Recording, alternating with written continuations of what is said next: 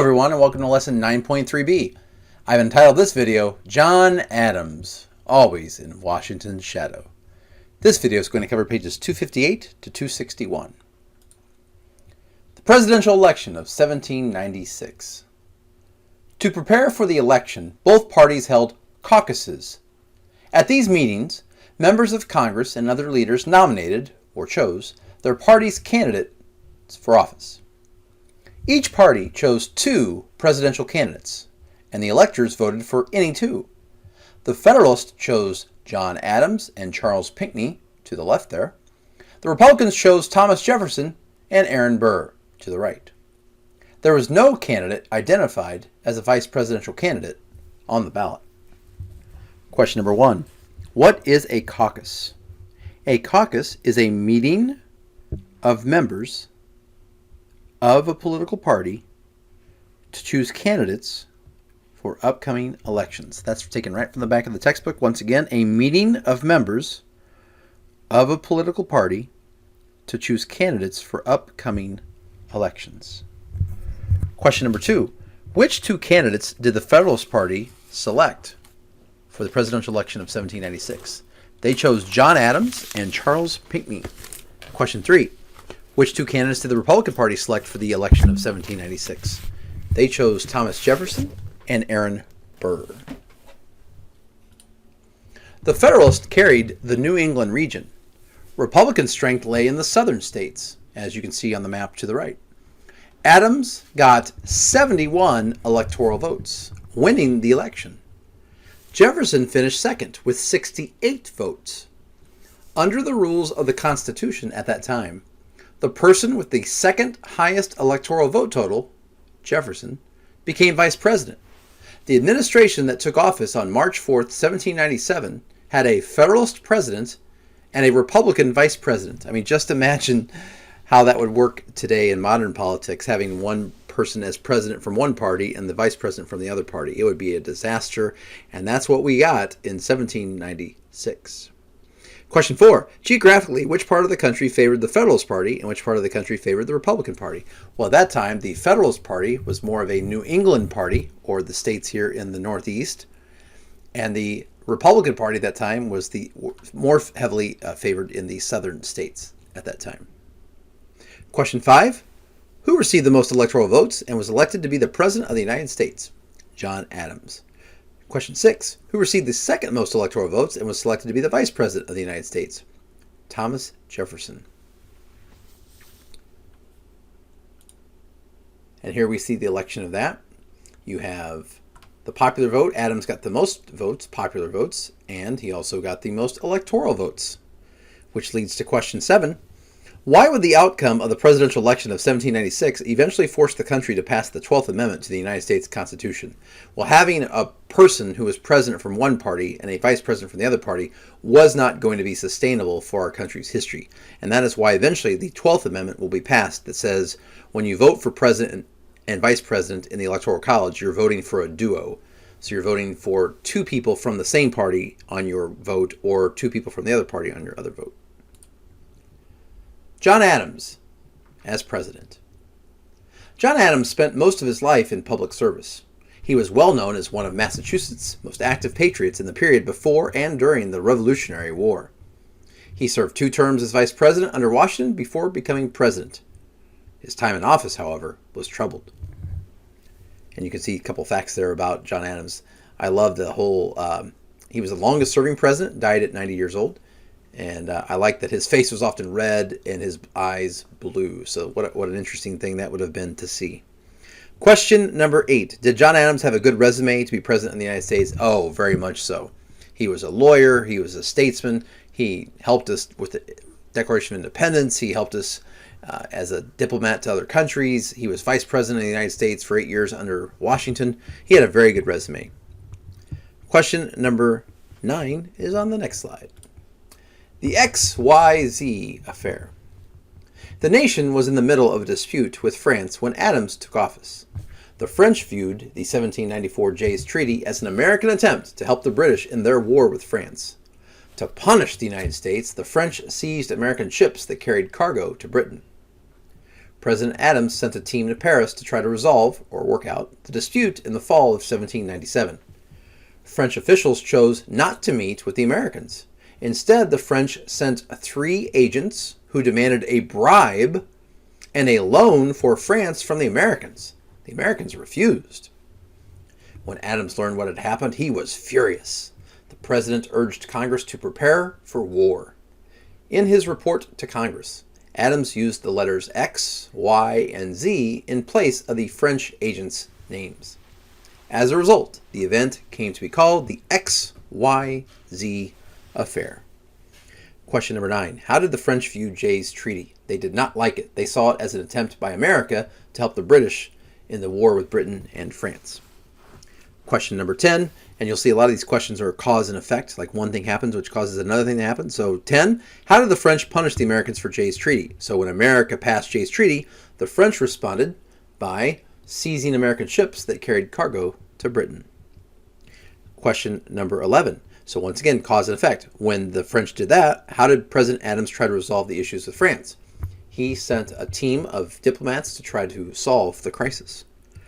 Question 12, once again, cause and effect. How did the French respond to Adams sending these people? They ignored the officials and instead sent 3 of their own agents to try to bribe us and ask for a loan. Question 13, and once again in a cause and effect relationship here. How did President Adams respond to the way the French treated our negotiation team? He was angry and he said, Congress, we need to be ready for war because the French are doing this. Question 14. Why was the incident called the XYZ Affair? It was called that because when President Adams talked to Congress about what had happened, he didn't use the agents' names from France. He said, I'll call them X, Y, and Z. So kind of like you do in math, in algebra, when X equals a number, that's what he did in this case. Alien and Sedition Acts. When the public found out about the XYZ affair, many grew angry at foreign attempts to influence their government. They became more suspicious of aliens, residents who are not citizens. Many Europeans who had come to the United States in the 1790s supported the ideals of the French Revolution. Some Americans questioned whether these aliens would remain loyal if the United States went to war with France. In response to these concerns, Federalists in 1798 passed the Alien and Sedition Acts. Sedition means activities aimed at weakening the government. The Alien and Sedition Acts allowed the president to imprison aliens. The president could also deport, send out of the country, those thought to be dangerous. President Adams was a strong supporter of these laws, and history has not looked kindly on President Adams because of his support of the Alien and Sedition Acts. That's why he's not one of our great presidents. He's just in that top 20% tier. All right, looking at the next question, we have question number 15. What is the history definition of alien? An alien in historical terms is a resident who is not a citizen. So they're here, but they're not a citizen. Question 16. Why were some Americans worried about aliens in our country if we went to war with the French? They were wondering if those aliens would remain loyal to the United States or would they support France and therefore be a real pain since they were already in our country. Question 18. What does the word sedition mean? That is an activity aimed at weakening the government. Question 19. What powers were given to the president with the Alien and Sedition Act? Well, number 1, the president was allowed the power to imprison aliens. Secondly, they could deport, the president could deport, kick out of the country, anybody they thought could be dangerous to the country. Question number 20. Was President Adams a supporter or an opponent of the Alien and Sedition Act? He was a strong supporter, and that's where he gets dinged in our history of our presidents. And here we can see the different laws that were part of the Alien and Sedition Act.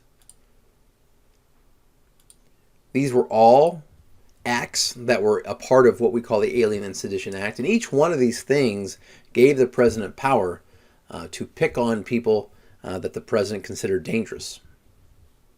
Feel free to pause the video at this time if you want to read these a little bit more carefully.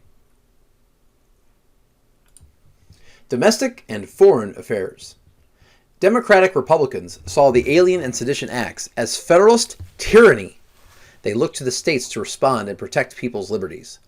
Madison and Jefferson wrote statements of protest that the Virginia and Kentucky legislatures passed as resolutions. The Virginia and Kentucky resolutions of 1798 and 1799 claimed that the Alien and Sedition Acts violated the Constitution. They declared that the states should not put them into action. The Kentucky resolution further said that states could nullify, legally overturn, federal laws they thought were unconstitutional. The resolution supported the principle of states' rights. This principle held that the powers of the federal government were limited to those clearly granted by the Constitution. To prevent the federal government from becoming too powerful, the states should have all other powers not expressly forbidden to them. The issue of states' rights would remain an important issue in American politics for many years. Meanwhile, the Federalists urged Adams to declare war on France. Adams, however, resisted this pressure. Instead, he sent a representative to seek peace with France. All right, now we can move on to the next couple of questions. Question number 21. How did the Democratic Republicans feel about the Alien and Sedition Act? They could not stand it. They saw it as a gross overreach by the Federalists, trying to take too much power and take away the liberties of the Americans. Question number 22. What did the Virginia and Kentucky resolutions of 1798 and 99 state?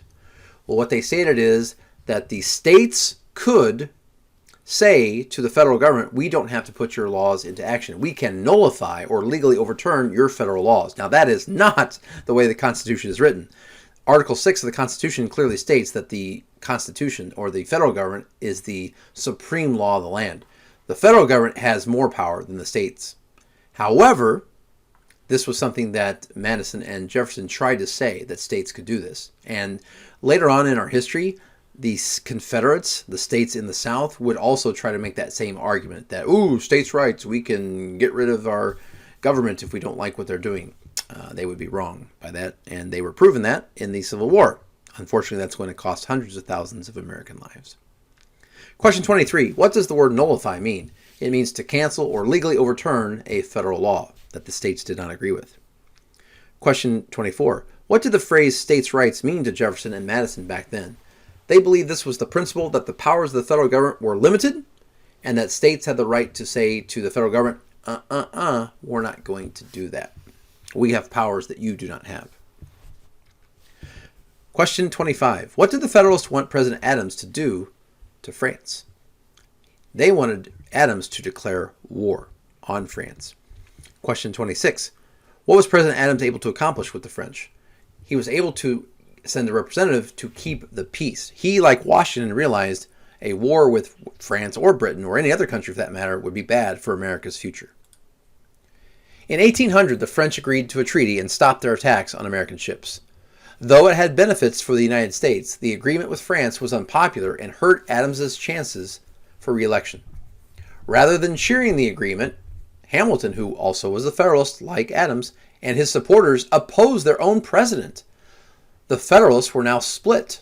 Adams led the Federalist, and Hamilton led who were called the High Federalist, and this party split. And in American history, when one of the parties splits, that opens the door for the other party to win, which is a little bit of a spoiler for the next election. This improved Democratic-Republican hopes for winning the presidency in the 1800 election, led by Thomas Jefferson, who will become our third president of the United States. Question number 26, a review. Once again, what was Adams able to accomplish with the French?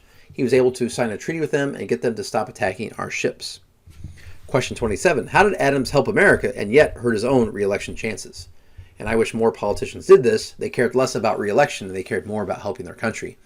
He kept us from going to war with France, which would have been a bad move. We weren't ready for war. And so while it was wildly unpopular with the American people, it helped America in the long run. Unfortunately for John Adams, it hurt his election chances as his own party split over his decision. And that leads us to question 28. How did Hamilton and his supporters hurt the chances for Adams to be reelected in the election of 1800? Well, Hamilton, who was a member of the Federalist Party, just like John Adams, said, we don't like what you've done here, so we're going to break away from you and split the Federalist Party in two. And that pretty much is going to be the end of the Federalist Party. Once the election of 1800 happens, the Federalist Party will lose, and then they will be done. Well, thank you so much for watching. I like to give an update on these presidents as we go through them. And John Adams is considered to be our 15th greatest president. So not bad. I mean, we've had over 40, so that's still very good. But the Alien and Sedition Acts definitely hurt his chances of being even higher. And the quote I love from John Adams, "Facts are stubborn things, and whatever may be our wishes, our inclinations, or the dictates of our passions, they cannot alter the state of facts and evidence, nor is the law less stable than the fact." Well, thank you so much for watching, and have a great day.